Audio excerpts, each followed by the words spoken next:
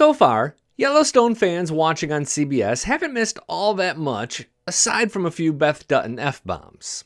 But that changed big time last week. Hey, it's Billy Dukes, and I'm talking about what happened immediately after this moment with Malcolm Beck.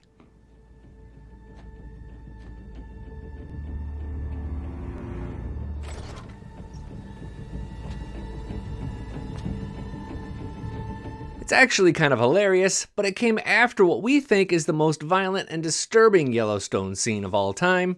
Thumbs up this video if you agree, or comment below if you can think of one that's even more violent. Yeah, we can only show you a couple of seconds of that because it's kind of triggering. It also has major implications for Beth, Rip, John Dutton, and of course the Beck brothers. How important was it that this violence followed a really tender moment between Beth and Rip? There was a real beauty to episodes 7 and 8 of season 2 that you won't find on any other show. Please consider tapping subscribe or save this podcast episode if you don't have the 20 minutes or so to join us right now. Then come back weekly to join our conversation about Yellowstone, 1923, and more. This week on the Dutton Rules podcast, we'll also talk about this moment with Jamie, which kind of felt unimportant after what happened to Beth. And finally, we'll explain why Beth became so emotional at the very end of episode 8 as Rip is teaching Tate how to cowboy. Spoiler alert, it has a lot more to do with Jamie than it does her boyfriend. Someone will love you. And you'll love somebody. And I can't wait to take that from you. Staff at tasteofcountry.com is the email for all questions, corrections, and comments. I've included links below for everything mentioned during this episode. Billy, we're covering today episodes 7 and 8. We got 2 episodes of Yellowstone to go through up at the top of this episode. So let me know and let all of the people know, what is the most important thing that we should take away from this episode? There's really just one thing. That Beth Dutton scene, end of episode 7, and I've teased it. I told you it was coming. Addison, I want your reaction. Was it as advertised? How did you respond to that? You let me know. You even Slack messaged me yesterday or whenever going like, hey, prepare. It's at the end of episode 7. So thankfully I was like emotionally, mentally, visually prepared for what was about to happen. Oh, it made my stomach turn. It was very bloody. It was... That's my reaction. It was difficult to watch the second time as well. And I want to get to a point about how CBS handled this particular scene in just a moment here. But to sort of recap the scene, it's an office scene. Beth's at the office, and Malcolm Beck of the Beck Brothers has sent 2 henchmen to, I think, kill her. But they want to torture her a little bit first. And they do. They really do. She sees him coming, so she's able to stab him a couple of times. She's also able to get a text off to Rip that says office help. So Rip is able to be alerted to that. Almost right off the bat, they kill her assistant, Jason. And then she's beaten and brutalized. I mean, she has black eye. One eye is puffy and closed. It looks like the one guy is getting ready to rape her right before Rip intervenes. And then she sort of breaks down and loses it in Rip's arms. And there's that graphic violent scene, but it's all in the context of this whole episode that up to that point was really soft and sensitive and loving. And it's just sort of did this 180 that in a lot of ways is poetic. And it's definitely what Yellowstone does really well. It was very soft at the beginning. I mean, we see Tate having sweet moments with Rip, which who would have thought of that? And, Casey and John. And that's where we find out how Lucky, Tate's horse, comes into the picture. Yeah. Tate's horse, Lucky, who we actually talked about a few episodes ago.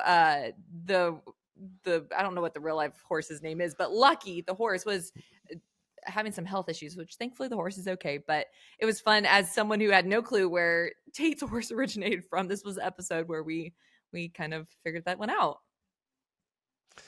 The heart of this episode to me is, I mean, this is really where the Beth and Rip story, their love story, sort of begins to congeal, and they come together. They, over the last, I think, 5 or 6, maybe more episodes, we've seen Beth sort of mature with her love for Rip and realize that Rip is her man. And it's done really subtly. Like, she never sort of has this epiphany that we see on screen. You just sort of start to see drops of it. But then she calls him to the roof of the house, and they have a moment. And Rip's ready to say, "I love you," and she says, "Hold it. Tell me when it matters. Tell me when it's going to save me." And he certainly does do both of those things a little bit later on in the episode.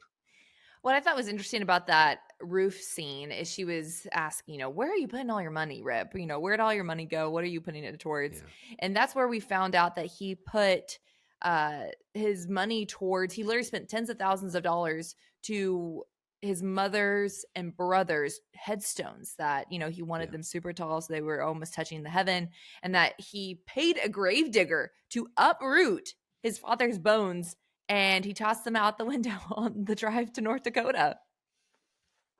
This actually isn't going to be the last time that Rip digs up a relative.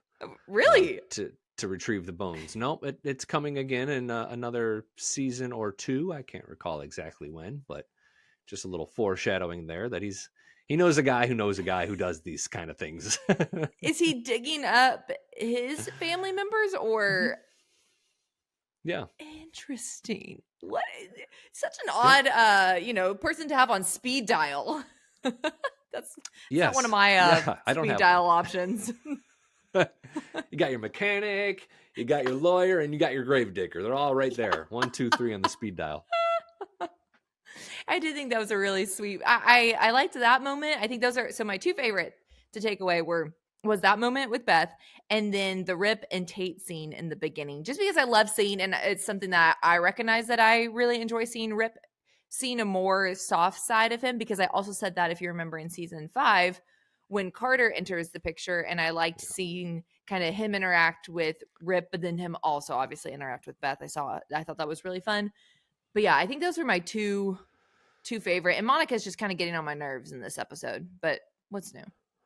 Well, I want to talk about Monica in a minute, but there was another moment at the end of episode 8 where Rip and Tate are having another moment around the horses. And that's when Beth's almost getting a little misty. Like, you can see her start to get a bit emotional. And immediately she goes after Jamie and says that if he ever falls in love, I can't wait to take that from you. And her response to watching Rip and Tate in that moment, I think, is very telling of what's to come as well. At this point in the show, we don't know why she's so emotional fully, but we're soon going to find out. Interesting. Which obviously I know, having watched. Yeah, I know. But yeah, that is. Some odd reason I didn't remember that Tate. See, I know. I'm not giving it anyway. Don't you worry, Billy. I'm not. I'm closing my mouth. I'm processing. Is what I'm doing. The Beck brothers kind of teed up that this was coming. They kind of let everybody know that they were coming after the family in some pretty obvious ways. I mean, they had a meeting with Beth at her office. The one brother did, Malcolm, hours, if not days prior, where he more or less said, I'm coming for you. And Beth knew it, and she told John that they had revenge on the mind.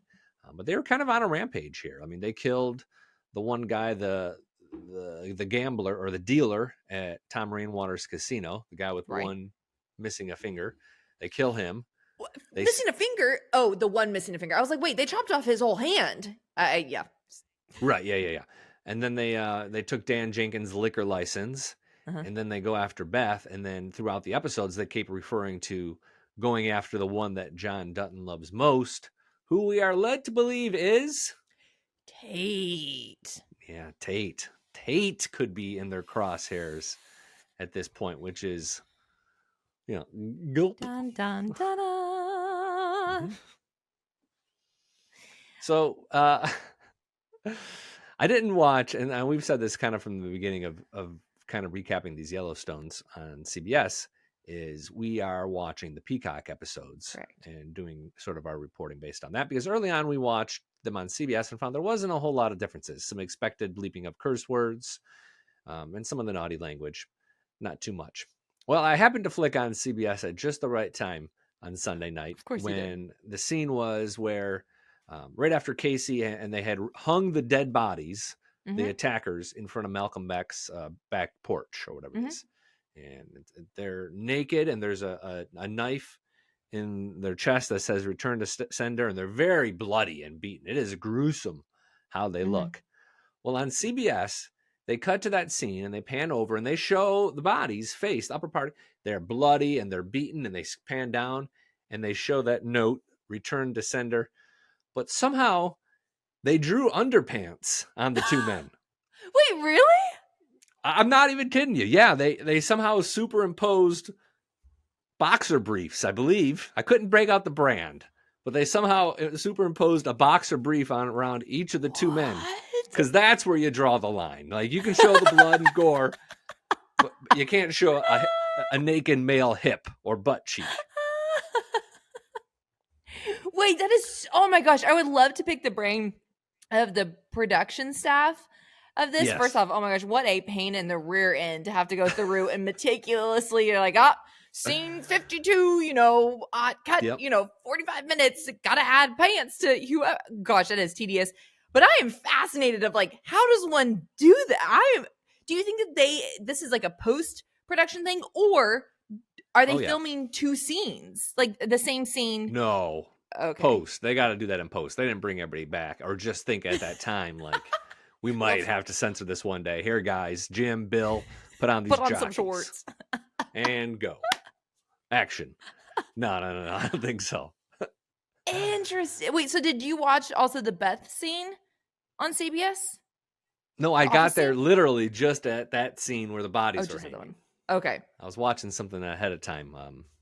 My wife and I have been into watching old reruns of that sitcom Superstore on NBC. I don't know if you watch it, but no, we've been kind of vegging out on those a little bit. So I was watching that, and I cut to, actually, I was looking to see the football game, but I happened to go to CBS because I was watching something. Anyways, so I just got that scene, and then I kind of moved on. So I didn't even go into episode 8 at that point. But it makes me sort of wonder now. I almost want to go back and watch, because there is a very, very steamy Casey and Monica love scene. I would say this is their steamiest scene yet. I mean, Casey Musgraves is Slow Burns playing on the radio, and they're hot and they're sensual, and it showed like a butt, like her Monica's butt. Did they superimpose like a lacy pair of underwear, or like a thong or something on her just for that scene, or how did they handle that? Staff at Taste, before Billy just keeps going here, I'm going to stop him. Staff at tasteofcountry.com. If you guys watch the CBS and you're listening to us talk about our Peacock version that we watched, let us know, were there anything that you're like, oh wait, we didn't see that?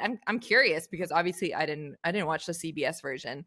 But yeah, did y'all see anything that might be different? Feel free to tell us, because I'm curious. Yeah, I was full nudity in both of those scenes. And maybe they even really truncated the Beth violence scene that we're referring to. But given how they showed those bodies hanging, I'm guessing they probably didn't. If they cut anything, they just maybe nipped the swear words. But I mean, two things you learn about Beth and Rip in this episode is this is where like badass Beth really starts to form here. Like, you really see she knows she's going to get the crap beat out of her, and she has the peace of mind, the sense to not only write off a text, but put something in her hand. And she kills the one dude. She's responsible for his death. She stabs him twice in the heart.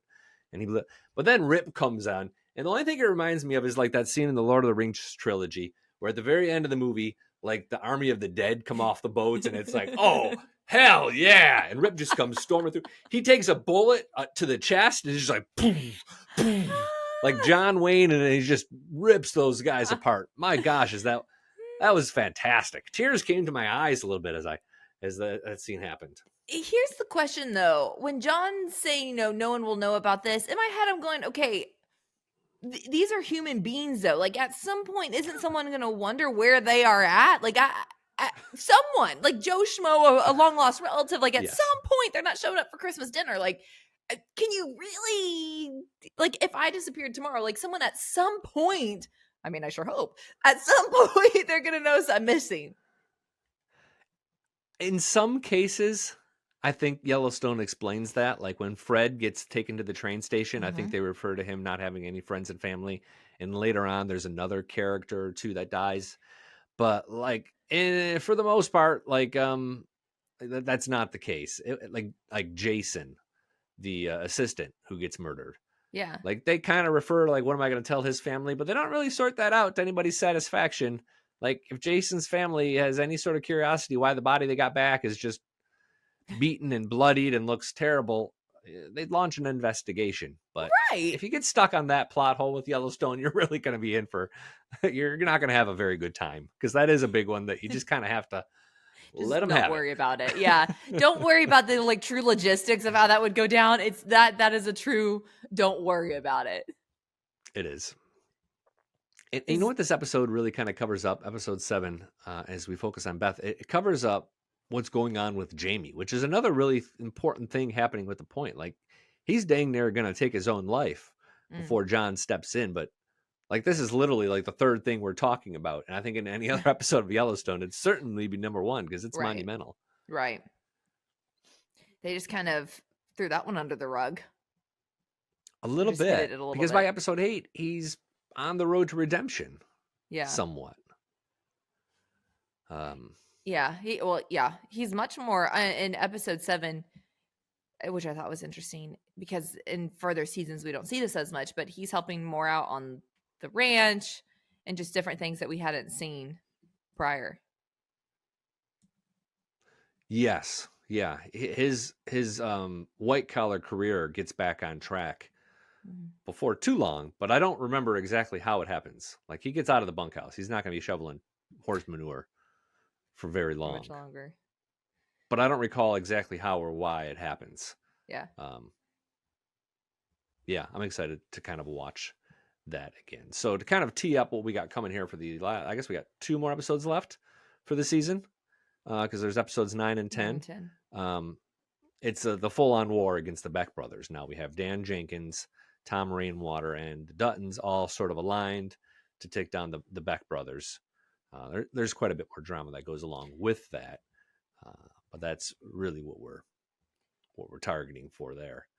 And in the last episode, so episode 8, we learn who is responsible for putting the alfalfa and the plane, or the plane that carried the alfalfa. We learn who it's owned by. Right. Which I think as viewers, we kind of knew or suspected a little bit. Once we found out it wasn't Dan Jenkins, especially. There's only so many options. Casey's going to go after that plane with Dan Jenkins' security guard, who will come back and be a pretty major character here in the next couple of episodes. But I will say that plot line, it leads to one of the biggest Yellowstone plot holes. Or loose ends, as we call them. It really does. You'll notice it. It's not as inconsequential like we always bring up from the end of season 3, Lug Nut Boy. But we nothing, Billy. Yeah, me. But this is more important than Lug Nut Boy, I think, because it's kind of like, oh, wait a minute, we were doing this over here. Whatever happened with that? Like, it's weird. Okay. Anything else? I mean, that's all I had for episode 7 and 8. Anything else monumental that you want to chit chat about? Well, we could touch on, no, I don't want to talk too much about Jimmy. I guess he continues to go after the meth bros, and that's a pretty interesting subplot line as well. But we are seeing a lot of Casey and John Dutton bonding. That's obviously happening. Monica is sort of approving of this with one arm, and maybe one arm not so much. Correct. But Casey and Monica are, pardon? She's warming up a little bit. Yeah, a little bit. And it doesn't help that her and Casey right now are like it's like full heat together. And we see this like several seasons of Yellowstones where they have these massive highs and lows in terms of the relationship. They hate each other, can't stand each other, won't talk to each other. And then it's like every other scene is a love scene between them. And I think we got one in each episode, if I'm not mistaken. So this is full on. I don't know. You said Monica is really bothering you. Is that why? Like, because of that sort of roller coaster of emotions? Yeah. Or I'm just like, you just never know what you're going to get. I just think the inconsistency to me is what's frustrating. But clearly Casey doesn't mind. He's doing just fine with the roller coaster of emotions. For me, that'd be like, goodness gracious, I need some consistency here. That there's a tinge of toxicness in that. Well, to quote my dad once when we were having a conversation, he knows who he married. Hopefully Dad's not listening to this, or Mom especially. Christmas is about to get awkward. That's all I'm going to say about that. But he does. But yeah, this scene or this episode, these 2 episodes, Jimmy gets out of, well, kind of. he gets out of debt with the meth bros. He pays them back. And then at the end, we're under the assumption that he fully pays them back by giving them the belt buckle, right? Like he's done, That's right. Yeah, they wanted a allegedly. little bit more money because Avery had hit them with the bear spray. Yeah. And so he reluctantly gives the belt buckle. I will say that we're not done with these characters. Goodness. Yep, it kind of continues on from there in some pretty important ways. And you just hate these guys, like all the characters on Yellowstone. And this is why I think Yellowstone was such a great show in this time period. And you kind of contrast it to the show we're going to talk about in a few minutes, Bass Reeves. Like each character was super interesting, and you kind of cheered for them in a silo, or you hated them in a silo. And Bass Reeves, we haven't seen that same kind of character development. I think while the show's been super interesting, it hasn't been as sticky as Yellowstone. But yeah, Jimmy and the Meth Bros, more to come. Dang it. I'm kind of annoyed with them. Only because I just don't feel like they're adding major, other than just like they're adding another limb to the tree trunk of just drama. That's fair. That's fair.